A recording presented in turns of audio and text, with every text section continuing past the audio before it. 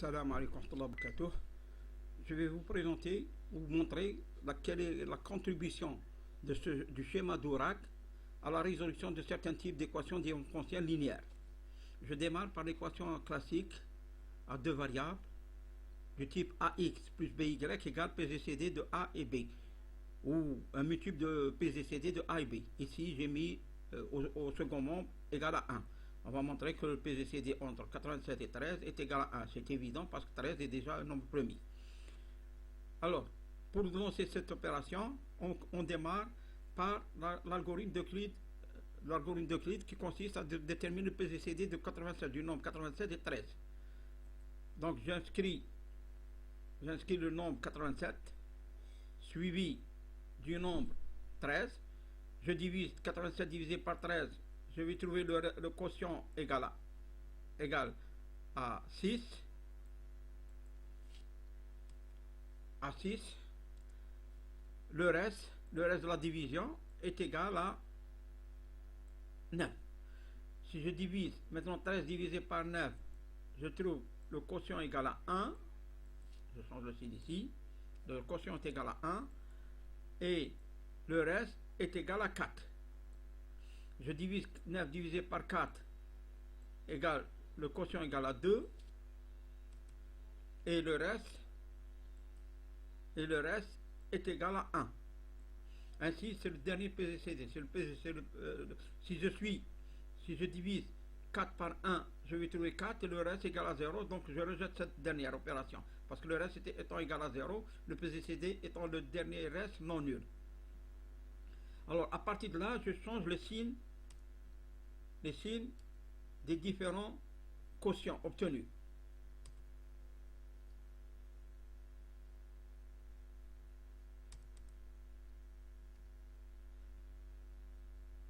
Sous le PGCD, j'inscris la valeur du nombre bêta 1 bêta n qui est égal à 1. Après cela, je multiplie ce 1 par moins 2. J'obtiens d'égal moins 2. Je l'inscris sous le moins 2. J'inscris sur le moins 2. Je multiplie ce moins 2 par moins 1. Je vais avoir 2 plus 1, plus ce chiffre. Ça va nous donner 3. Je multiplie ce 3 par moins 6. C'est moins 18 et moins 2, moins 20. Je vais obtenir 20. Ou plus exactement, moins 20. Moins 20. Autrement dit, on a x qui est égal à 3, c'est le fameux bêta 1, et y0 est égal à moins 20. Il est facile de vérifier que si vous faites 87 par 3, 13 par moins 20, vous allez avoir comme résultat égal à 1. L'équation sera vérifiée. Deuxième exemple. Considérons une équation différentielle linéaire u, x, y, et z appartient à z4. Alors, il faut déterminer une solution particulière. Nous démarrons de la même manière par la détermination du PGCD des nombres 75, 45, 42 et 10. J'inscris donc le 75 et le 45 qui suit, le nombre qui suit.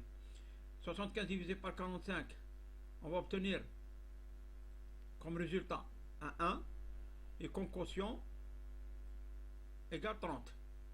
Je divise 45 par 30, je vais obtenir comme quotient 1 et comme reste, je vais obtenir 15.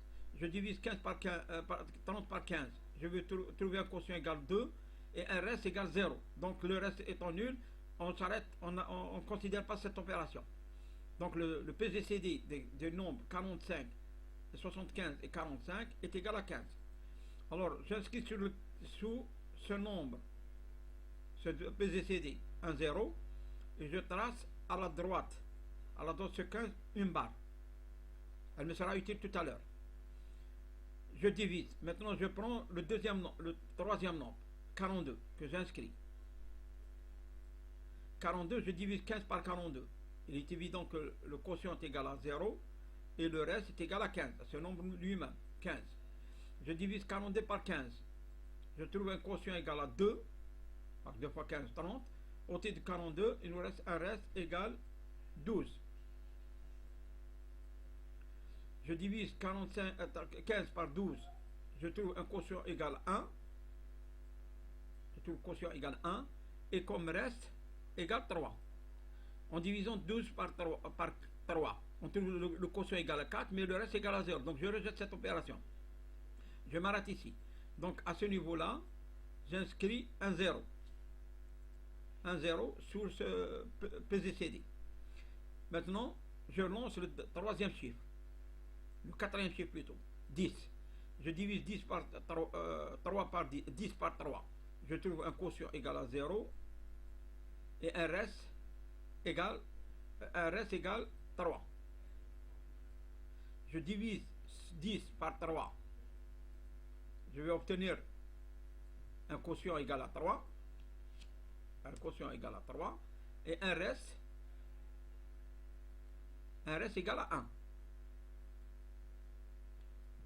Égal à 1. Ainsi, on est arrivé au PGCD des 4 nombres, 75, 45, 75, 45, 42 et 10. À partir de là, je change les signes des différents quotients. Ces quotients, je les change leur signe.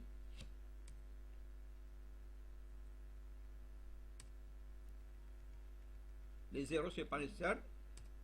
J'ai changé leur signe.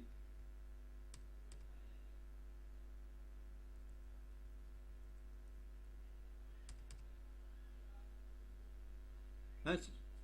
Après cela, j'inscris sur le dernier PZCD. Le dernier PZCD, bêta 1 égale 1. Je multiplie 1 par moins 3, je trouve égal moins 3. J'inscris moins 3. Donc, je dis moins 3, maintenant moins 3, que je multiplie par 0. Plus 1, plus 1. Je fais ce produit, ça par ça. Le résultat, je lui ajoute le nombre qui est à sa droite, 1. Donc on trouve 1. Je fais 1 par 0. C'est 0. Et moins 3, moins 3. On va trouver moins 3. Moins 3. Maintenant, comme il y a cette partie-là. Cette partie est séparée par de cette partie, au moins cette barre-là. Donc lorsque je fais moins 3 par moins 1, je vais trouver le résultat égal à 3. Ce 3-là. Théoriquement, s'il n'y avait pas de barre, j'ajouterais le 1. Mais comme il y a la barre, je considère que ce 1, je le remplace mentalement par un 0. Donc je dis moins 3 par moins 1 égale 3 plus 0 égale 3. On va trouver 3. 3. Je fais 3 par moins 2, moins 6. Et moins 3, moins 9. On va obtenir moins 9. Moins 9 par 0, 0 et plus 3, plus 3.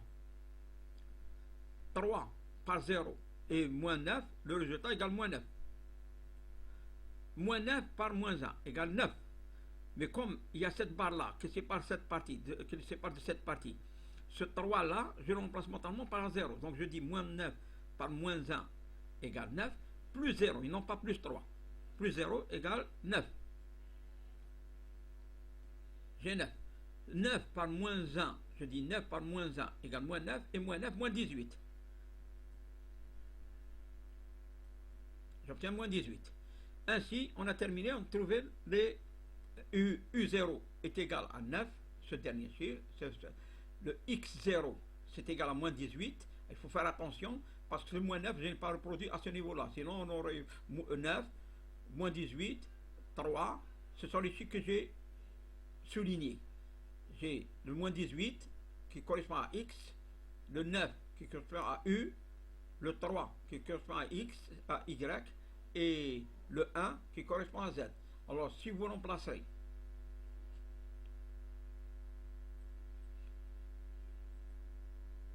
si vous faites 75 par 9 par ce chiffre, plus 45 ce chiffre par moins 18, plus 42 par 3, et plus 10 par le chiffre qui est inférieur par le 1. Alors, si vous faites la somme, vous verrez que l'équation sera vérifiée, égale à 1. Telles sont les solutions, ou la solution particulière de cette équation. Regardons de près un autre type d'exercice. donner l'inverse du nombre 83 modulo 113. Ce problème peut se poser aussi dans le cas, par exemple, typique, en cryptographie, lorsqu'on utilise le modèle RSA. Voici comment déterminer l'inverse. Je commence par inscrire 113. À sa droite, le 83. Je fais la division. 113 divisé par 83. Ça va me donner 1. Oublions le moins 1 là, parce qu'on le changera tout à l'heure. Et le reste égale 30. On va avoir 30. Si je divise 83 par 30, je vais avoir 2. J'oublie pour l'instant le moins 2. 2. Et je dis 2 fois 30, 60, au 83. Comme reste, on va avoir 23. Je divise 30 par 23.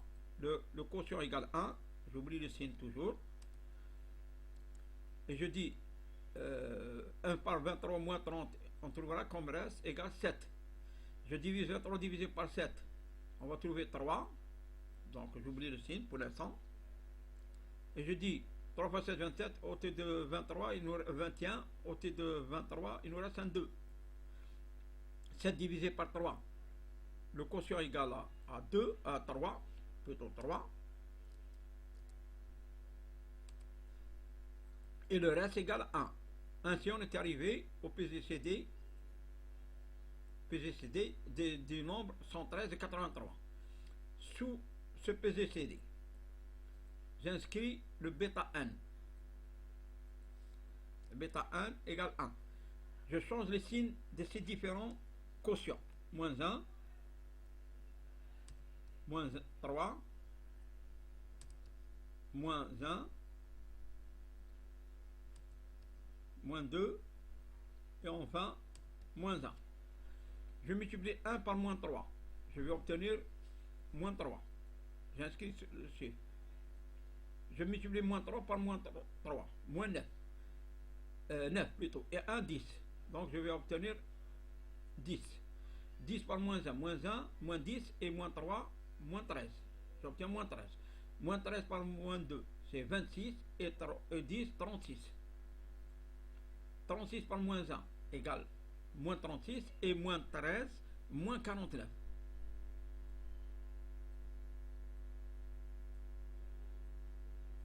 Moins 49. Ainsi, l'inverse de 83 modulo 113 est égal à moins 49. Mais en fait, en pratique, on préfère parler d'inverse d'un nombre par rapport au modulo n, un nombre qui est compris entre 0 et n. Alors pour obtenir ce nombre entre 0 et 113, je fais la soustraction de 113 moins 49. Donc, je fais ceci. 113 moins 49, ça donne 64. Ainsi, l'inverse de 83 modulo 113 est égal à 64. Telle est la contribution à ce type d'exercice. On ne s'arrête pas à cette contribution. Nous verrons que dans les systèmes d'équation de congruence, ce schéma est très efficace. Merci de m'avoir suivi. Au revoir.